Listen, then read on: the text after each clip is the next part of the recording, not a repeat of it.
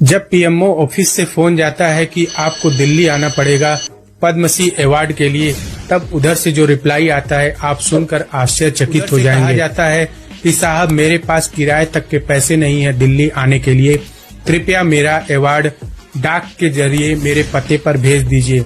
ये कहना था उड़ीसा के महानायक हलधर नाग की। छोटी सी स्टोरी है उड़ीसा के रहने वाले बाड़गढ़ जिले में हलधर नाग की, जिनका जन्म 31 मार्च 1950 में हुआ था। इनकी जमा कुल संपत्ति जो थी, इनके पास 3 जोड़े कपड़े, एक रबड़ की टूटी हुई चप्पल, एक चश्मा और 732 रुपए जो इनकी कमाई की कुल संपत्ति थी। इनको भारत रत्न से सम्मानित किया जाता है। इनकी सादगी और साहित्य से जो इन्होंने सुर्खियां और नाम कमाई थी, इससे इनको भारत रत्न का पुरस्कार दिया जाता है। ये जब छोटे थे बहुत ही गरीब परिवार से आते थे। कक्षा 3 में जब ये पढ़ रहे थे तभी इनके पिताजी का साया इनके सर से हट जाता है और ये लाचार होकर एक होटल में काम करने लगते हैं बर्तन धोने का। बर्तन धोते धोते इनको लगभग 2 साल हो जाते हैं। तब एक सज्जन व्यक्ति का निगाह इन पर पड़ता है और इनको अपने साथ ले जाते हैं और एक स्कूल में इनको खाना बनाने के काम में लगा देते हैं। 16 साल तक काम करते रहते हैं उस स्कूल में और एक दिन ये बैंक से 1000 रुपए का लोन लेकर एक स्टेशनरी की दुकान उस स्कूल के पास में खोलकर अपनी जीविका को चलाते रहते हैं।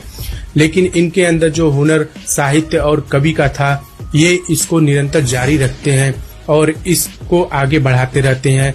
खाली समय में ये कविताएं और साहित्य को लिखते रहते हैं। 1990 में अपनी जो इन्होंने कविता लिखी थी, इसको कोशली भाषा में स्थानीय पत्रिका पर इन्होंने छपवाया। जो वहाँ का लोकल पत्रिका होता है उस पर इन्होंने अपनी कविता को छपवाया और धीरे धीरे ये सुर्खियों में आ गए। लेकिन 1995 में राम सवारी जैसी धार्मिक पुस्तकें लिखकर ये चर्चा में आए और लोग इनको दूर दूर तक जानने लगे।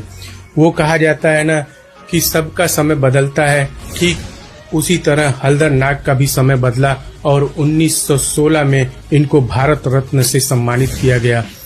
जब इनका कविता का जो भी साहित्य इन्होंने लिखा था, आप यकीन नहीं मानेंगे, कक्षा 3 तक पढ़े हुए हलधर नाग की कविता और साहित्य को आज हजारों बच्चे उस पर पीएचडी कर रहे हैं। इनको वहां पर लोक कवि रत्न के नाम से जाना जाता है।